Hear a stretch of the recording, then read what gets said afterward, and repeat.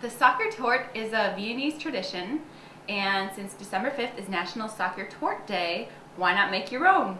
It's a chocolate cake dessert, and what it is it's actually two cakes placed on top of each other with a little bit of jam in between. So I'm going to show you how it's done. Make sure you preheat the oven to 325 degrees. Line two 8-inch pans with wax paper.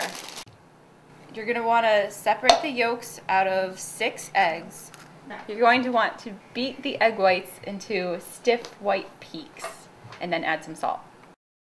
Cream the butter and sugar in another bowl. I'm adding 2 tablespoons of confectioner's sugar. You want to put your 4 ounces of chocolate into a bowl and just pop it in the microwave to melt it.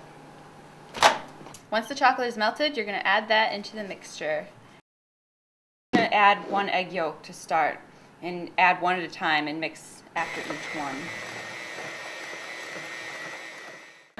Now I'm going to stir in the breadcrumbs, the cloves, and the cinnamon into the batter. You want to add in the egg whites a little bit at a time. You want to split the batter half and half between your 2 pans. Put the pans in the oven for 25 minutes. Now, take the cakes out of the oven, and you're going to flip them over onto a plate or cooling rack if you have one. And then gently remove the wax paper. Now it's time to spread some jam on one of the pieces of cake. Now it's time to frost the top. We're done, and the cake looks great.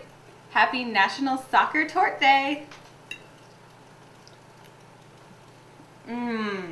Delicious.